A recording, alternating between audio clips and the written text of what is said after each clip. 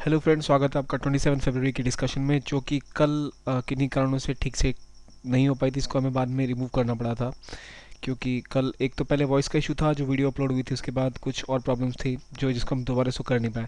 So let's start, delay नहीं करते हैं, वेस्ट करने टाइम से अच्छा सीधा स्टार्ट करते हैं। सबसे पहला इशू था कल का फरक्का बैराज का। फरक्का बैराज कहाँ पर है, लोकेशन क्या है, ये देखिए आप इसकी। ये रहा फरक्का बैराज, ये यहाँ पर है, जो कि बंगाल, बिहार और झारखंड या बांग्लादेश का एक पॉइंट है जहाँ सब मिलते हैं, वहाँ पर है ये।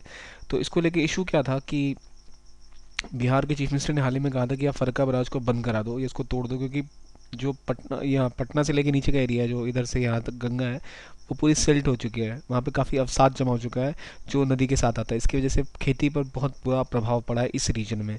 बांग्लादेश का इशू अगर हम साइड कर दें, जो कि एक अलग इशू है, तो बिहार को लेकर क्या समस्या पहले वो देखते हैं। फरक्का बराज है क्या? नदी गंगा ऊपर से आती है, यहाँ पर इसको स्टोर करते हैं एक बराज में। यहाँ पर आपका हाइड्रोइलेक्ट्रिक पावर का वो होता है जहाँ पर बिजली बनती है। तो पानी यहाँ आया, स्टोर हुआ, यहाँ बिजली बनी। तो स्टोरेज जो होती है उसकी वजह से जो अवसाद होते हैं, जो नॉर्मल फ्लो ऑफ वाटर था वो उसको नीचे लेके जाता था। तो अवसाद या फिर जो भी आपका साथ में जो स्लिट स्लिट होता है वो यहाँ पर जमा होता था। पर अब यहाँ ऊपर के पोर्शन आप इसे रोक रहे हैं तो सारा यहीं जमा हो रहा है, सिल्ट। तो फिर ये पीछे की तरफ जाके ऊपर के रीजन में भी जमा हो रहा है, जो कि इनके लिए बहुत खतरनाक है, जो इस रीजन के पड़ रहे हैं, जो कि खेती कृषि प्रधान एरिया है भारत का, जो कि बिहार में पड़ता है। कुछ हद तक बंगाल का रीजन भी इससे कुछ नुकसान दे रहा है, पर इन्हें फिर भी इससे समस्या मेनली बिहार को है। तो ये है इसका मेन मुद्दा। बांग्लादेश का एक अलग समस्या है, जो उनका कहना है कि यहाँ पर पानी आप रोक रहे हो, इससे हमारा पानी खत्म हो रहा है। कभी आप पानी ज़्यादा दे रहे हो तो हमारे यहाँ बाढ़ आ रही है और हमारा लिविंग स्टैंडर्ड बर्बाद हो रहा है, हमारी खेती बर्बाद हो रही है। इनका इन्वायरमेंटल डिग्रेडेशन, बहुत सारे इशूज़ हैं इनकी तरफ से भी। सो देखते हैं क्या क्या इशू है। पहले इससे पहले सेंटर ने एक हाई लेवल कमेटी बनाई थी, क्योंकि देखने के लिए कि फरक्का बराज का क्या समस्या है, जो गंगा के रिवर में जो को डिसिल्ट करने से लिए क्या किया जा सकता है। इन्होंने कहा था कि ड्रेजिंग करनी पड़ेगी शोल्स की। शोल्स क्या होते हैं? जो नदी बहती है, जैसे ये गंगा नदी अगर हो गई तो यहाँ इसके किनारे पे जो सैंड बैंक्स बन जाएंगे। अगर यहाँ आप एक बराज बनाते हो तो मतलब रेतीले जो तट बनते हैं, इन पर जो ड्रेजिंग में क्या होता है, आप इसको हटाते हो मशीनों के थ्रू, ताकि ये क्लियर हो जाए, तो फ्लो बना रहे रिवर का, और वो अवसाद भी जमा ना हो। तो इसको इसको रोकने के लिए काम करने की बात की थी। लेकिन फरक्का बराज पे इसका बुरा असर होगा ड्रेजिंग का, तो वो इसके खिलाफ है।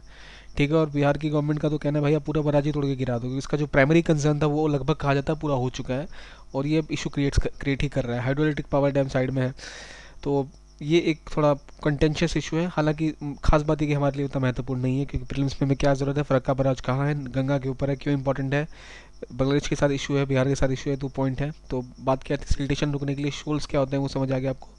बात और इसको रोकने की, बस यही रिवर बेड के आसपास जो बन रहा है शोल्स, तो इसको आप ड्रेजिंग कराने की बात की हुई है, बस ये मेन इशू था। और अगला पॉइंट जो हमारा है ये बांग्लादेश को लेकर है कि बांग्लादेश को क्या समस्या है। जैसे बांग्लादेश ये लो लेइंग एरिया में पड़ता है, सॉरी गंगोत्री नहीं, गंगा का, एक गलती होगी, तो गंगा का लो लेइंग एरिया में पड़ता है। 1996 में 30 ईयर्स एग्रीमेंट इन्होंने साइन किया, जिसके तहत इन्होंने बोला था कोई कंडीशनल, मतलब मिनिमम अमाउंट की बात की कोई गारंटी नहीं की गई थी कि बांग्लादेश को हम इतना पानी देंगे। अक्सर क्या होता है जब कॉन्ट्रैक्ट साइन होता है, जिसकी वजह से कोई इंटरनेशनल लोग एक दूसरे पर आरोप बनाते हैं, उसकी वजह ये होती है कि 30 साल का कोई एग्रीमेंट कर लिया कि भाई इतना पानी मिनिमम हम आपको देंगे, या इतनी इतनी वजह होगी, पर ऐसा नहीं हो पाता। और वहाँ इंडिया ने कोई साइन ही नहीं किया एग्रीमेंट, तो आप कुछ डायरेक्टली नहीं कह सकते लीगली कि भाई हम केस कर देंगे पानी नहीं आ रहा। जैसे पाकिस्तान क्लेम कर रहा है इंडस वाटर ट्रीटी पर, हालांकि वो उसको ज़्यादा पानी मिल रहा है, फिर भी वो केस करने भी तुला, हर बात पे हम जा रहे हैं, आईएमएफ जा रहे हैं, वर्ल्ड बैंक जा रहे हैं। तो यहाँ बांग्लादेश के पास वो इशू भी नहीं है, पर वहाँ पे डोमेस्टिक प्रेशर है कि हमारा पानी खत्म हो रहा है। तो उन्होंने बनाया कि फरक्का बराज को आप पानी और छोड़ो, या फिर आप इसको यहाँ पे पानी की जो निकासी से क्लियर करें, ताकि ठीक से पानी पहुँच पाए अंदर के एरिया में। सैलिनिटी बढ़ गई है इनका कहना है इसकी वजह से बांग्लादेश में। देखिए बांग्लादेश में सैलिनिटी बढ़ी है, मतलब नमक की मात्रा बढ़ गई है पानी में, और उधर बिहार में इसका सिल्टिंग हो चुकी है, अवसाद बढ़ रहे हैं। तो इनका कहना है बांग्लादेश का, इससे हमारी फिशरीज़ पे असर होता है, इससे हमारी नेविगेशन पे असर होता है, और थ्रेट होता है हमारी वाटर क्वालिटी या पब्लिक हेल्थ को लेकर। तो ये lower level of soil moisture एक बहुत बड़ी समस्या हो गई है इनके लिए। और इनका तो मानना है कि डेजर्टिफिकेशन हो रहा है। डिजर्टिफिकेशन मतलब होता है मरुस्थलीय बनता जा रहा है उनका जो क्षेत्र है। तो बेसिक मुद्दा यही है कि फ़र्क़ा है कहाँ, बिहार के साथ क्या समस्या, बांग्लादेश के साथ क्या समस्या है, उसका निदान क्या है। सेंट्रल बॉडी ने क्या रिकमेंडेशन दी है कि आप ड्रेजिंग करो, बिहार गवर्नमेंट क्या करिए या फिर बांग्लादेश क्या करे, वो मुद्दा नहीं है।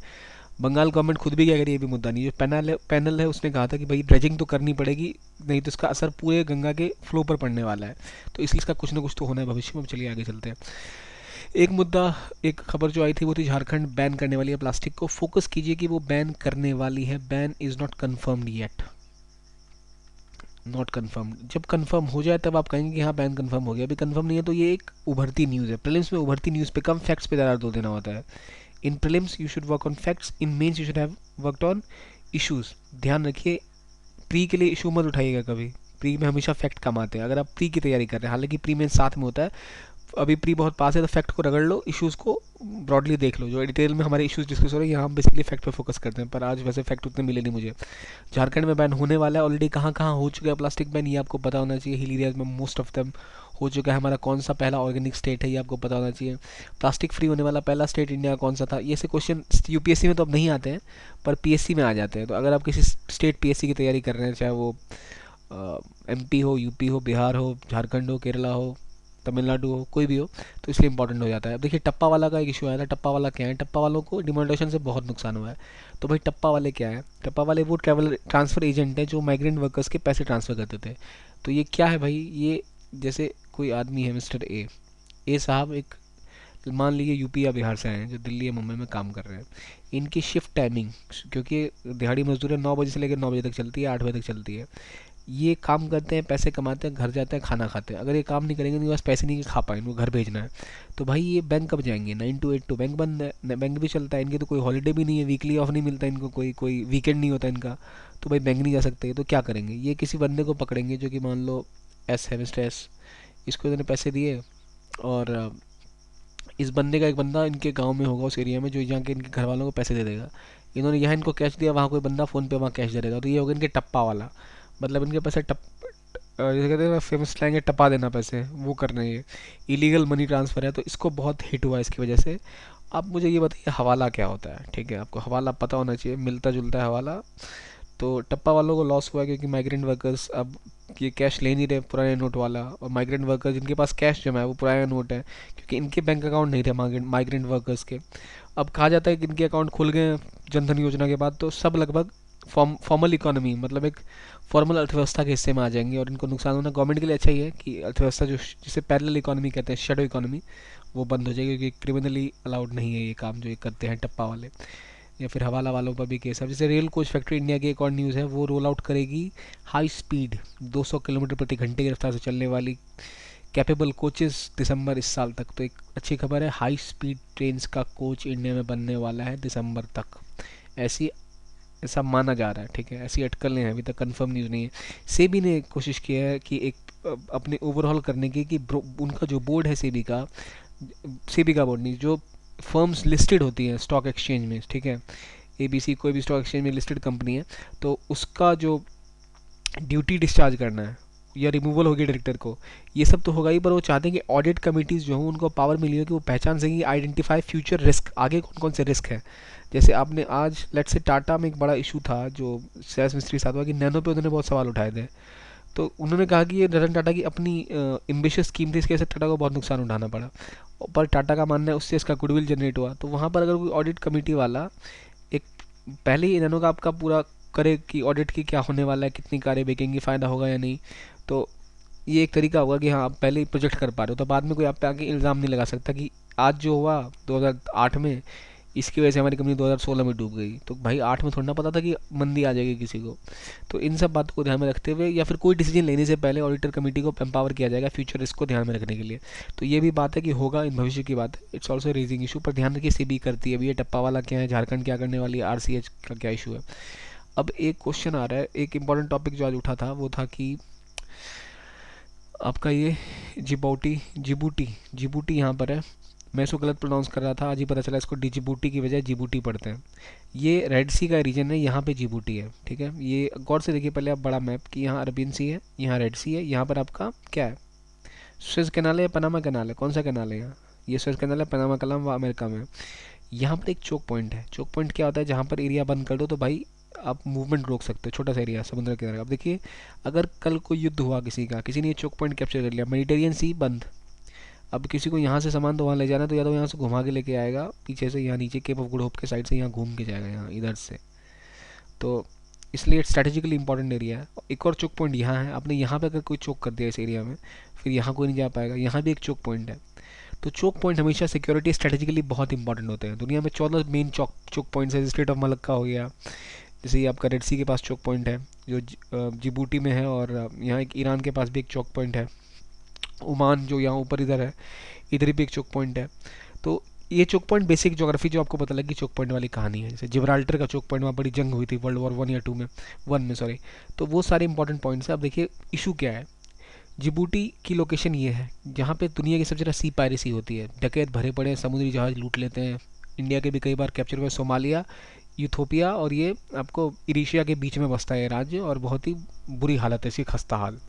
यहाँ पर पता चला कि चाइना एक नेवल बेस बना रहा है, मिलिट्री बेस। ये रही चाइना की मिलिट्री बेस, ठीक है, यहाँ बना रहा है। मतलब अगर ये तो बड़ा मैप हो गया, इसका एक छोटा कट वर्जन ये मैप है। इसमें देखिए ये जो आप देख रहे हैं गल्फ ऑफ टेजडोरा, ये रखा गया यार, ये रहा गल्फ ऑफ टेजडोरा, ये जो एरिया है इसी को यहाँ एक्सप्लेन किया कि ये रहा गल्फ ऑफ टेजडोरा, और यहाँ पर एक बेस बना रही है चाइना। तो मतलब ये रीजन मेरे हिसाब से होगा इसके लिए, ये वाला जो आर्टा के आसपास का रीजन है, यहाँ पर कुछ होगा। ये इस इधर इधर के रीजन में कहीं पर बेस बना रही है चाइना, नेवल बेस या मिलिट्री बेस। और यहाँ पास में अमेरिका का इस साइड है, जो आप यहाँ देख सकते हैं, ये अमेरिका का बेस इधर पेंटागन ने बना रखा है इधर एक, ठीक है, ये रीजन में। यहाँ कैंप लेमोनियर जो कि सबसे लार्जेस्ट बेस है अमेरिका का, आउटसाइड ऑफ इन इंटरनेशनली एक बड़ा बेस माना जाता है। अब इसके पास में चाइना ने बना रहा है, तो यहाँ क्या होगा भाई, कंपटीशन खड़ा हो जाएगा इसके साथ। एक तो स्पाइंग हो सकती है, दूसरी बात है कि सिक्योरिटी सी लेन्स को लेकर पहले ही साउथ चाइना सी में बहुत बवाल मचाया हुआ है चाइना ने, तो यहाँ भी पंगा क्रिएट कर सकती है। ये सारे इंटरनेशनल इश्यूज इसको लेकर पैदा हुए हैं। अब जैसे ये आपका जिबूटी है, जिबूटी की बात करें, उसकी राजधानी क्या है? इसकी राजधानी भी जिबूटी है, आई थिंक यही है, हाँ एग्जैक्टली। तो आपको पता होना चाहिए राजधानी क्या है। इसके आसपास कंट्रीज़ कौन से, इरिशिया हुआ, ये रहा इरिशिया, ये इधर इथोपिया, नीचे आपका सोमालिया। तो ये 3 कंट्री से है। यहाँ आपका रेड सी है, नीचे गल्फ ऑफ एडन के पास में है। ये सारी चीज़ें आपको पता होनी चाहिए, बहुत महत्वपूर्ण होती हैं। तो अब ये जो जोग्राफी आपने देख लिया। अब क्या हो रहा है, चाइना ओवरसीज़ मिलिट्री बेस बना चुका है जिबूटी में, और ये बिल्कुल कैंप न्यूयॉर्क के पास में ही है, जो कि पेंटागन का लार्जेस्ट फॉरेन इंस्टॉलेशन है। तो इससे इंपॉर्टेंट असर तो पड़ ही रहा है, जो मैंने आपको बताया। मेन मुद्दा ये है कि इंडिया के लिए क्या इंपॉर्टेंट है। इंडिया के लिए 3 एस्पेक्ट यहाँ पे हिट करते हैं। इंडिया के लिए जो एस्पेक्ट हिट करते हैं वो है कि, सॉरी मूव कर गया मैं आगे थोड़ा। जो इंडिया के 3 एस्पेक्ट हिट करते हैं वो स्ट्रेटेजिक और इकोनॉमिक दोनों। स्ट्रेटेजिक इकोनॉमिक इसलिए मैंने जो चोक पॉइंट की कहानी सुनाई, यहाँ आगे इंडिया है, ठीक है, इंडिया यहाँ छाबहार और ग्वादर, यहाँ इंडो चाइना है नेक्सस बना हुआ। यहाँ इधर यहाँ भी एक बेस बना रहा है श्रीलंका में, सॉरी यहाँ बना रहा है एक बेस, यहाँ मालदीव्स में एक बना रहा है। तो स्ट्रिंग ऑफ पर्ल्स तो पूरा घेर के रखा हुआ है चाइना ने इंडिया को। अब यहाँ भी एक बन रहा है, तो एक लॉन्ग टर्म एक और पर्ल का स्ट्रिंग बन रहा है बेसिस का। तो इंडिया को इसको रोकने के लिए भी कुछ करना पड़ेगा। इंडिया ने अपना आयरन कर्टेन बनाया है ग्वादर से लेकर इधर इस साइड, ये इंडिया ने भी कॉटन ऐसा बनाया, पर अब वो कभी डिस्कस करेंगे। पर मुद्दा ये है यहाँ कि इंडिया को स्ट्रेटेजिकली नुकसान है, चाइना आगे बढ़ रही है। इकोनॉमिकली क्या नुकसान है कि अफ्रीका में भी रेस लगी हुई इंडिया वर्सेस चाइना, कि कौन ज़्यादा मार्केट इकोनॉमी कैप्चर करता है, कौन ज़्यादा उपजाता है उन ज़मीनों को, कौन ज़्यादा डेवलप करता है, अपनी इकोनॉमी बढ़ाता है, जहाँ चाइना बहुत आगे निकल चुका है। तो ये 2 चीज़ें इंपॉर्टेंट है, ध्यान रखिए। और हमें बेसिक, फिर मैंने कहा फैक्ट नहीं है, इशू बेस्ड है, तो आपको ये चीज़ें याद होनी चाहिए। ये इशू है, इसके फैक्ट क्या थे, ऐसा इशू हुआ। तो जो जो उसका कैंप का नाम क्या है, कैंप का लेमोनियर नाम है, कैंप लेमोनियर। और ये पेंटागन का लार्जेस्ट वो है, कहाँ पर है, जिबूटी में है। जिबूटी की राजधानी क्या है, जिबूटी है। जिबूटी का के आसपास कौन सा एरिया है, चोक पॉइंट है या नहीं है, ये सारी चीज़ें पता होनी चाहिए। कहाँ पर है, अफ्रीका में है। जो हॉर्न ऑफ अफ्रीका है वो ये रहा, Somalia, horn of Africa, Singh की तरह से हॉर्न ऑफ अफ्रीका कहते हैं इस रीजन को, सबसे पायरेसी प्रोन रीजन है ये। तो ये चीज़ें पता होनी चाहिए आपको। अब देखिए इथोपिया का नाम है, इथोपिया ने इटली को हराया था आई थिंक वर्ल्ड वॉर 1 से पहले। तो काफ़ी तबाही मची थी कि भाई एक कॉलोनियल कंट्री ने पहला किसी को हराया था। सॉरी, इथोपिया ने किसको हराया था, आई थिंक स्पेन या इटली किसी को हराया था, आई गेस, मुझे याद नहीं आ रहा। जिस इंपॉर्टेंट फैक्ट से जब वर्ल्ड हिस्ट्री पढ़ेंगे तो आपको रिवाइज हो जाएगा पॉइंट। तो ऐसे ऐसे पॉइंट याद होते हैं, कोशिश कीजिए इन चीज़ों को कनेक्ट करने की। एक मुद्दा बहुत उछला था कि TCS जो इंडिया की सबसे बड़ी लिस्टेड फर्म है, टाटा कंसल्टेंसी सर्विसेज, इसने अपनी मार्केट कैपिटलाइजेशन के थ्रू, जो सबसे बड़ी कंपनी है उसने टेंडर रूट ऑफर के थ्रू बाय बैक किया था। बाय बैक मतलब वापस खरीदना शेयर्स का। अपने शेयर्स ने वापस खरीद लिए थे। किन से, शेयर होल्डर्स, किनको ऑफर दिया है कि भाई ये बात क्या है कि मेरे शेयर 100 रुपये के हैं, तुम 150 रुपये लाओ और मेरे शेयर ले जाओ, अपने शेयर मुझे दे दो, तो तुम्हें 50% का शेयर का मार्केट रेट पे प्लस बोनस मिल रहा है। तो एक इन्वेस्टर्स को जो फ़ायदा मिल रहा है शेयर होल्डर्स को। तो बात ये कि आदमी करेगा क्यों ऐसा, जब कंपनी के पास बहुत सारा कैश फ्लो होता है और उसे ट्रांसफ़र करना होता है, थोड़ा जो डिविडेंड टाइप है वो भी मिल जाएगा ओनर्स को, और कंपनी की हिस्सेदारी खुद की बढ़ेगी। तो इस वजह से वो ऐसा ऑफर करते हैं। तो ये कंपैरेटिवली बेटर वे है रिवार्ड करने का शेयर होल्डर्स को। देखिए शेयर होल्डर्स क्या करते हैं, अपने शेयर बेच लेंगे, कुछ ज़्यादा पैसे ले आएंगे, उस पर उनको टैक्स नहीं देना पड़ता क्योंकि अपनी संपत्ति आप बेच रहे हैं। अगर आप डिविडेंड पे करते हैं, देखिए कोई कंपनी है, ठीक है, इसके आपके 10 शेयर हैं, तो आपने आपके पास किसी कंपनी के 10 शेयर हैं, इस कंपनी ने इंप्रूव किया, मतलब शेयरों के दाम बढ़े, प्रॉफिट कमाया, तो आपको ये शेयर के मुनाफा कैसे होगा? या तो आपने शेयर बेचे महंगे दाम पे, वो तब मुनाफा हो जाएगा, या फिर कंपनी होती है अपने शेयर पे, टीसीएस, इन्फोसिस जैसी कंपनी है जो बड़ी कंपनी है, अपने शेयर पे डिविडेंड्स देती है। मतलब आपका शेयर है, एक हिस्सा हुआ, हर शेयर वाले को हम इतनी इतनी रुपए देंगे, 10 रुपये खुशी से दे दिए, बहुत प्रॉफिट हुआ, 10-10 रुपये बांट लिया सबने। तो अगर आपका वो डिविडेंड मिला के 10 लाख रुपए से ऊपर मिल रहा है तो आपको टैक्स देना पड़ेगा 10%, ठीक है, नॉर्मल टैक्स पेइंग रेट है डिविडेंड पर, क्योंकि वो पूरा पूरा प्योर प्रॉफिट है, क्योंकि आपकी कैपिटल जो है वो तो सेफ रहेगी, तो प्योर प्रॉफिट पे करो, 10 लाख टैक्सेशन है, और कंपनी को भी 20% का देना पड़ेगा डिस्ट्रीब्यूशन टैक्स। पर अगर बायबैक करता है तो भाई मैं अपनी संपत्ति किसी से खरीद रहा हूँ, मैं अपनी संपत्ति, आप कहेंगे मैं किसी को बेच रहा हूँ, कहेंगे मैं किसी से ले रहा हूँ, तो इस वजह से ना इसको टैक्स लगा ना इसको टैक्स मिला, आपको प्रॉफिट भी मिल गया, आपको रिवॉर्ड भी कर दिया कंपनी ने, कंपनी की साख भी बनी रही। तो ये एक बहुत अच्छा तरीका है बायबैक शेयर होल्डर्स को प्रॉफिट देने का। तो टीसीएस सबसे बड़ा बायबैक कर रही है, अभी हालत ख़राब है 2008 की मंदी के बाद, तो इनको थोड़ा मार्केट भी वॉलेटाइल लग रहा है, तो इसलिए इंपॉर्टेंट है। सीआरएस एलिमिनेशन की बात है, जो कि है कॉग्निशनल रुबेला सिंड्रोम। रुबेला सिंड्रोम क्या है ये जानते हैं। रुबेला सिंड्रोम एक की वैक्सीन आने वाली है सीआरएस की, रुबेला वायरस की वजह से जो होता है, जो 2020 तक हम एलिमिनेट करेंगे। रुबेला वायरस की जो वैक्सीन आएगी वो मीजल्स के साथ आएगी, तो मीजल्स की वजह से चिल्ड्रंस, जब वो बच्चे होते हैं, बहुत नुकसान होता है, बहुतों की मौत होती है, तो ये सबको पता, जग जाहिर है, काफ़ी जैसे कहते हैं व्यापक रूप से पता है, पर रुबेला के बारे में लोगों को पता नहीं है। तो इसके लिए क्या है कि गवर्नमेंट ने कहा है कि भाई हम मीजल्स के साथ ही चलाएंगे कैंपेन, जो इसके जब टीके लगेंगे, इसके वैक्सीन के साथ ही इसके टीके लगेंगे। तो मीजल्स के अलावा जो ये रुबेला, इसके बारे में जानते हैं, रुबेला है कि रुबेला एक माइल्ड वायरल इन्फेक्शन की तरफ से है, मतलब हल्का इन्फेक्शन टाइप है, तो लोग इसको सीरियसली नहीं लेते। तो मुद्दा क्या होता है कि किसी बच्चे को हुआ या किसी को हुआ, उससे वो किसी औरत को हो गया, वो जब प्रेग्नेंट हुई तो 90% चांस होता है कि वो उन प्रेगनेंसी में वो ट्रांसफ़र कर जाएगा माँ से बच्चे में। उसके बाद जो होता है फीटस की डेथ हो सकती है, अबॉर्शन हो सकता है, अगर बच्चा पैदा होगा और उसको ब्रेन डैमेज, आई या हर्ट इम्पेयरमेंट्स हो सकते हैं। तो ये सारी समस्याएं रहती हैं जो बहुत ही वृहद रूप से खतरनाक है, और हमें पता नहीं है रुबेला भी कितना हद तक खतरनाक है। तो गवर्नमेंट ने बहुत ही एक शानदार स्टेप लिया 2020 तक इसे रोकने के लिए, वैक्सीन प्रोग्राम चलाया जाएगा। तो रुबेला वैक्सीन जो चलेगी, इस पे किस पे चलेगी, ये मीजल्स के साथ साथ चलेगी। तो पहली बात, इसको serum institute of India manufacturer है, तो केवल एक ही मैन्युफैक्चरर है, एक मैन्युफैक्चरर होगा तो भाई कंपटीशन कम है, मतलब आपके पास सामान ज़्यादा होगा नहीं। तो वैक्सीन 4 फेज़ों में चलाएंगे हम, 1, 2, 3 और 4 फेजेज़ में चलेगी। 18 महीनों के अंदर इनकी चारों फेजेज़ ख़त्म हो जाएंगी, और हमारी टारगेट है 2020 तक रुबेला को ख़त्म कर देने से इंडिया से। तो ये कैसे कैसे बच्चों को दी जाएंगी, जो 9 से 12 महीने के होंगे, जो 16 से 24 महीने के। तो कि आपको इतना याद रहेगा नहीं, 9 से 12, 16 से 12, 16 से 24 याद रखिए, 1 साल से कम और 2 साल से कम, 1 साल या फिर 2 साल, दो इन इस एरिया में होते हैं। और रुबेला कंट्रोल करने के लिए सिर्फ एलिमिनेट करना पड़ेगा मीजल्स के अलावा,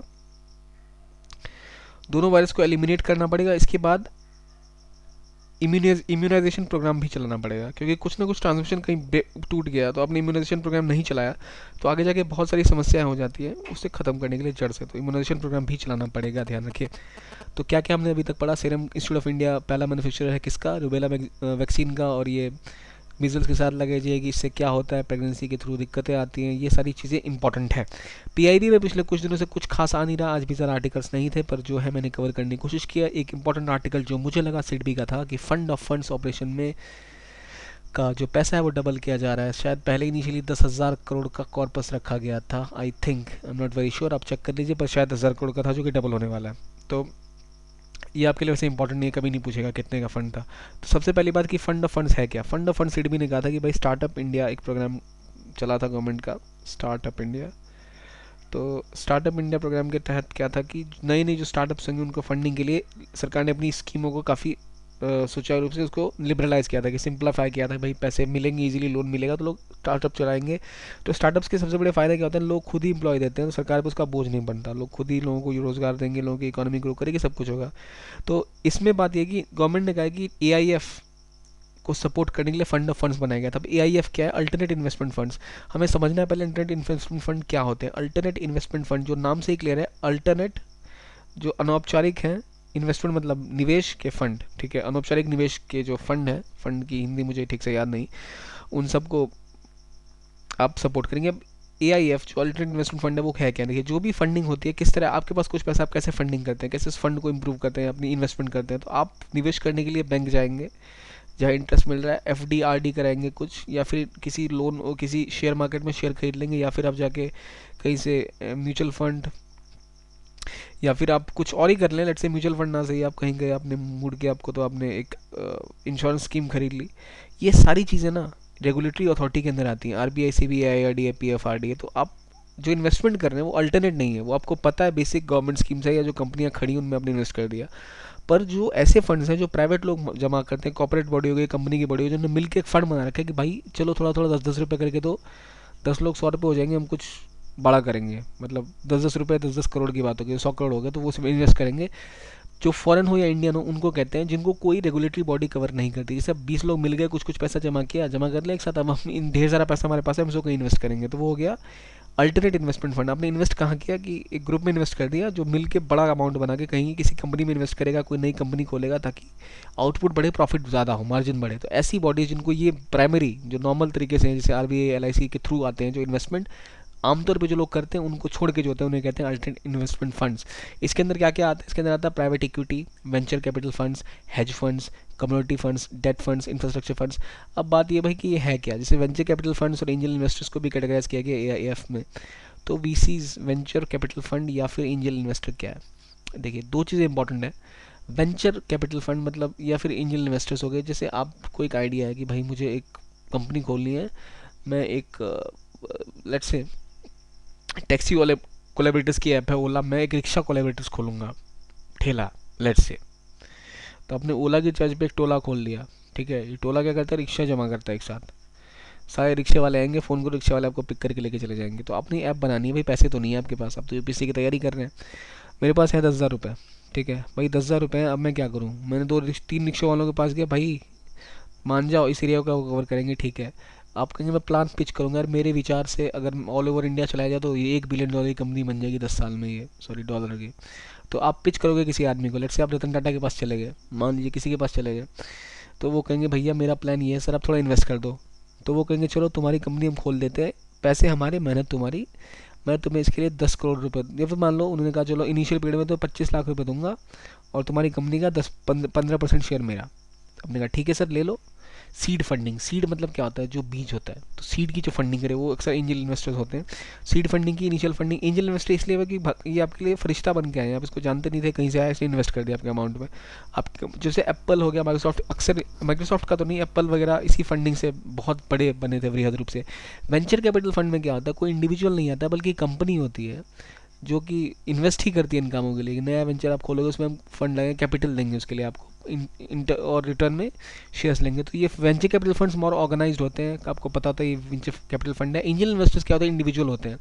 अब जैसे कोई CEO रिटायर है, उसको मन किया कुछ इन्वेस्ट करने का, तो उसने कर दिया 10 लोगों पे कृपा, तो वो हो गई एंजल इन्वेस्टर्स।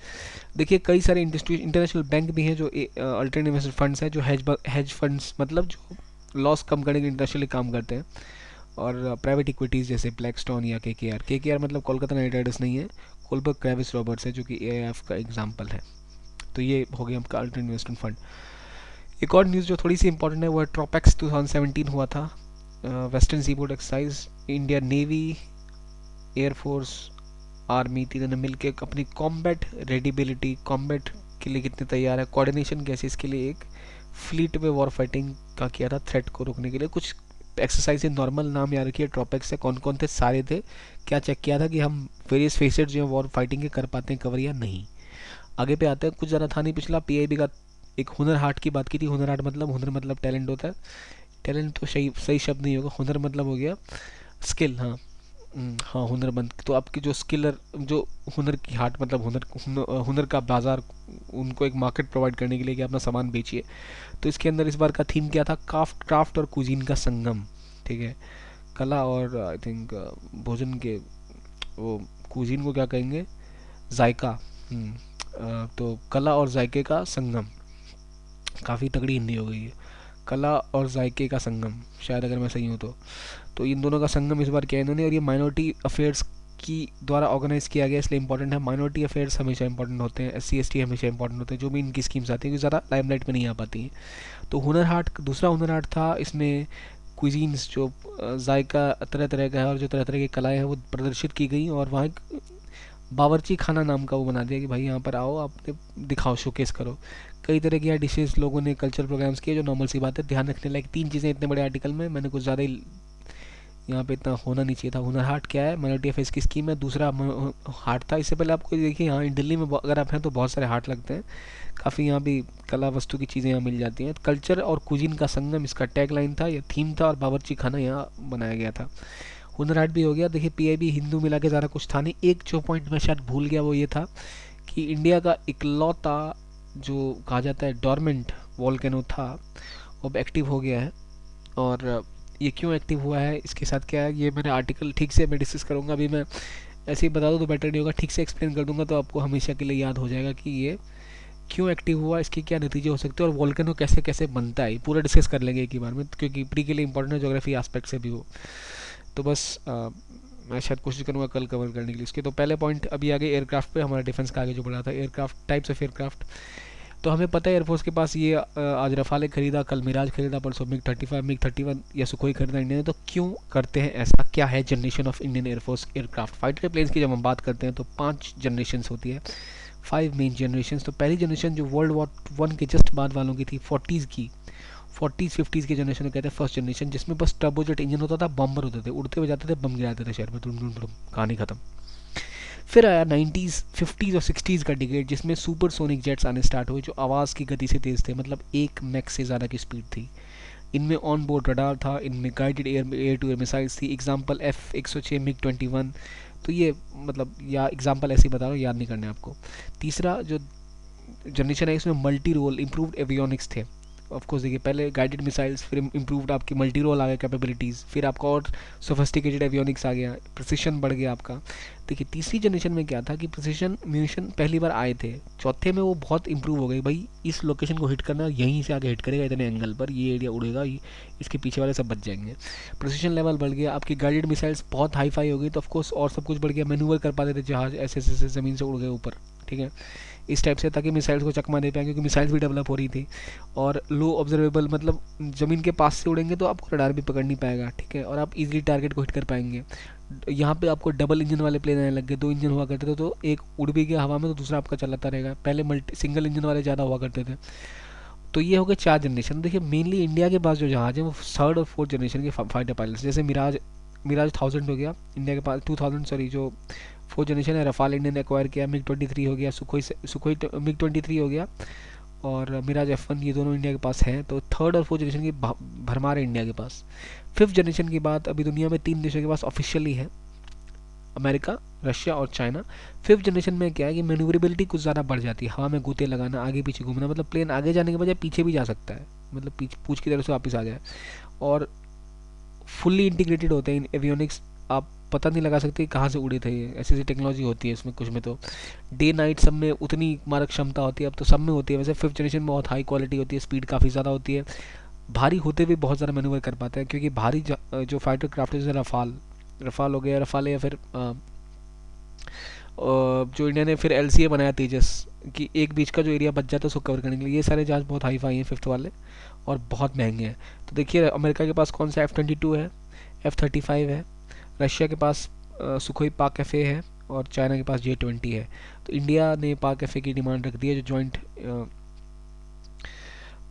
वो बनने की बात है। 5th जनरेशन एयरक्राफ्ट इंडिया को क्यों चाहिए, इंडिया को, रशिया को क्या मिलेगा इससे, रशिया को पैसे मिलेंगे 3 बिलियन कम से कम मिनिमम डिज़ाइन डेवलपमेंट में, और फिर जहाज़ के पैसे अलग। एक एयरक्राफ्ट का एडिक्वेट नंबर हो जाएगा जो उसको अट्रैक्टिव बनाएगा बाकी कस्टमर्स के लिए भी। तो इसके पास इलेक्ट्रॉनिक स्किल आएंगी जो कि इसके कैपेबिलिटी बढ़ाएंगी, सब रशिया के लिए। इंडिया को क्या मिलेगा, इंडिया को मिलेगा टेक्नीशियंस, इंडिया को मिलेगा केडर ऑफ डिज़ाइनर्स, इंडिया को मिलेगा expansion of its aircraft manufacturing infrastructure, क्योंकि रशिया इंडिया में इन्वेस्ट करेगा, इंडिया में रहेगा तो मेक इन इंडिया भी थोड़ा हद तक सक्सेसफुल होगा, हमारे पास टेक्नोलॉजी भी आएगी, और स्पेशलिस्ट वेंडर होंगे, जिससे हमारा इंडस्ट्री बढ़ेगी, एबिलिटी बढ़ेगी हमें एक्सपेंड कराने की अपने एयरक्राफ्ट को फ्यूचर में। सुखोई पाक एफ जो 5th जनरेशन है, पाक मतलब यहाँ पाकिस्तान नहीं है, ख़ास बात। 5th जनरेशन में क्या होता है, जो मैंने आपको बताया, 15-20 गुना ज़्यादा कम रडार क्रॉस सेक्शन को कवर करता है सुखोई M-35 से, ये जो कि 4th का है और ये 5th है। सुपर मैन्यूवरेबिलिटी, मैन्यूवर तो कर ही सकते, सुपर मैन्यूवरेबिलिटी होगी, पता नहीं कितने कितने गुलाटियाँ मारते होंगे। मिसाइल बैकवर्ड भी घूम सकती है, डिटेक्ट और न्यूट्रलाइज करती है थ्रेट को लॉन्ग रेंज से, सारी चीज़ें 5th जनरेशन में होती है। और ख़ास बात एक आपको मैं फ़न फैक्ट बता दूँ कि इंडिया के पास जो ये Su-30 MKI है, कहा जाता है एयरफोर्स के सर्कल्स में कि इंडिया ने इसको जुगाड़पंथी करके इसको 4th से 5th जनरेशन बना लिया है, स्पेयर पार्ट लगा लगा के। तो इंडिया ने इससे रशिया बहुत दुखी हुआ था एक पॉइंट में, पर अभी सब कुछ ठीक है। और अंदर की बात यह है कि इंडिया के पास up to 5th generation Sukhoi 35 MKI का प्लस वर्जन है। मतलब ऑफिशियली वो 5th नहीं है, पर कहते हैं 4.5 टाइप या 5th टाइप गिन सकते हैं उसको। तो उससे पाकिस्तान को भी काफ़ी समस्याएं हैं, चाइना को भी, क्योंकि चाइना के पास तो खुद का डेवलप J-20 है जो पाकिस्तान मांग रहा था, पर दिनेश उसने मना कर दिया। खैर, तो ये बकवास है, मतलब सिर्फ फन फैक्ट के लिए। अब देखिए जो मेन 2-3 जहाज़ हैं उनको देखते हैं कौन कौन से फाइटर प्लेन है। जो है Su-30 MKI, सुखोई 30 MKI, ये आपका प्लेन है, देख लीजिए। और इसकी खासियत ये है कि काफ़ी हैवी ड्यूटी है, मिस न्यूक्लियर डिटरेंस प्रोवाइड करता है, और twin jet multi role air superiority fighter है। ट्विन जेट, दो जेट हैं, तो मतलब एक जेट, एक वो ट्विन इंजन भी है, और मीडियम रेंज से लेके हाई रेंज तक सेमी एक्टिव रडार सब कुछ कर सकता है। ये स्पेसिफिकेशन है, मत जाइए, आपको इतनी इंजीनियरिंग नहीं करनी है एविएशन की, पता होना चाहिए कौन सा कहाँ का है।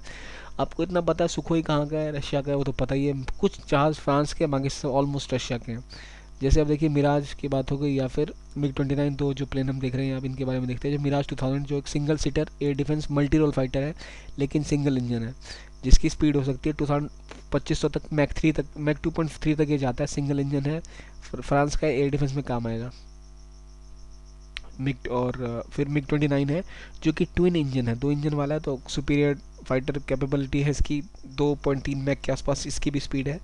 कॉम्बैट सीलिंग 17 किलोमीटर की है, और इतना इंपॉर्टेंट आपके लिए है नहीं, तो बस ध्यान रखिए। MiG-23, MiG-21 जो भी आएंगे सब रशिया का ओरिजिन के हैं, पुराने जहाज हैं, पुराने फ्लाइटर प्लेन्स। अब रफाले की बात करते हैं। रफाले इंडिया ने हाल ही में बिलियंस ऑफ डॉलर्स की बात की है, कितने कितने पता नहीं कहाँ का था। ये है आपका रफाले, जो कि अभी हाल में इसके फ्रांस ने इसका खूब यूज़ किया अफ्रीका में बम गिराने के लिए। तो ये मल्टी रोल फाइटर है, ट्विन इंजन है इसके अंदर, बहुत सारे वेपन्स होते हैं, इतनी सारी सी खूबियाँ गिना इसी कंपनी ने। In depth strike, anti ship है, इंटरडिक्शन, ग्राउंड सपोर्ट, फलाना ढिमकाना सब कुछ है इसमें। न्यूक्लियर डिटरेंस है, और ये इसकी कंपनी डसॉल्ट इसको बनाती है। डसॉल्ट का कहना है ये ओमनी रोल है। लोग कहते हैं सिंगल रोल, मल्टी रोल, कहते हैं ओमनी रोल, हर रोल निभा सकता है ये, पर असल में काफ़ी एक्सपेंसिव है। और छोटे छोटे मिशन पे आप ऐसे जहाज नहीं, ये फाइटर क्राफ्ट नहीं भेज सकते। जैसे कहीं जगह पता चला कि 25 आतंकवादी घुसे पड़े हैं, आपको जाना है भाई, अब इतना बड़ा 2-3 रफाले हमने भेज दिया, जो कि इतने बहुमूल्य आपके जहाज हैं जो हमने पाकिस्तान चाइना के लिए बचा के रखे हैं। वहाँ उसने कुछ मार दिया, वो क्या कहते हैं उसको, जो बजूका होता है, जो भी होता है, बजूका नहीं, जो कंधे पर रख के उड़ाते हैं, अगर गलती से आपके प्लेन को लग गया कहीं से भी कुछ, ये उड़ गया, तो 2 आतंकवादी मारने के चक्कर में आपने बिलियंस ऑफ डॉलर का नुकसान करा लिया। वो जो आपके 2 आर्मी के जवान जाके उसको 100 रुपये की गोली से मार देते, तो कितना बड़ा लॉस है। तो वहाँ पर आप क्लियरेंस के लिए आप किसको यूज़ करेंगे, जो ज़्यादा सिंपली जा सके, आपको खोने का इतना भी बड़ा डर ना हो। जो मान लो तेजस आ गया, या फिर आप हेलीकॉप्टर यूज़ करते हैं, पर अगर प्रिसिशन बेस्ड आपका मिशन है, तो वहाँ पर आप लाइट कॉम्बैट एयरक्राफ्ट, इसलिए जहाँ तेजस का रोल आता है वो काम करता है। ये इसकी बेसिक स्पीड है, मैक 1.8 स्पीड की स्पीड थोड़ी कम है इन टर्म्स ऑफ तेजस के मुकाबले। और रेंज ये है, 3 टॉप टैंक है, पेनिट्रेशन मिशन पे जा सकता है, 50,000 फुट तक सर्विस सीलिंग है इसकी, जो बहुत हाइट है, और लंबे रेंज तक, लंबी रेस का घोड़ा है ये। अब आगे हमारा LCA तेजस, लाइट कॉम्बैट एयरक्राफ्ट, नाम से ही क्लियर है, LCA है ये तेजस। तेजस इंडिया का पहला multi role single engine tactical fighter है। टैक्टिकल फाइटर है, खास बात स्मॉलेस्ट है ये भी, और लाइट वेट है। तो टैक्टिकल फाइटर हल्का होने की वजह से आप इसको काफ़ी इजीली कई एरियाज में कवर कर सकते हैं, जो मैं बता रहा था, शॉर्ट रेंज में या मीडियम रेंज में। अगर आपको कोई प्रिसिशन स्ट्राइक करनी है या सर्जिकल स्ट्राइक करनी है, वहाँ LCA जैसे फाइटर क्राफ्ट बहुत काम आ सकते हैं। एयरफोर्स नेवी ने इसको काफ़ी हद, और नेवी के लिए तो बहुत ही सही हो सकता है ये, क्योंकि जो एयरक्राफ्ट कैरियर वगैरह के लिए उनके जो लिमिटेड डिमांड्स होते हैं इंडियन नेवी के, उनको तो थोड़ा ना एयरफोर्स की तरह लड़ने जाना हाई फाई, तो एक जो लिमिटेड उनकी डिमांड होती है, वहाँ आप सुखोई नहीं रख सकते। MK-35 रखते हैं तो सब कुछ रखते हैं, पर नॉर्मली वहाँ नहीं रखते, तो वहाँ ये काफ़ी सूट करता है। तो ये इसका आपका एयर है, हर जगह सुपरसोनिक स्पीड है इसकी, 50,000 फीट सर्विस सीलिंग है।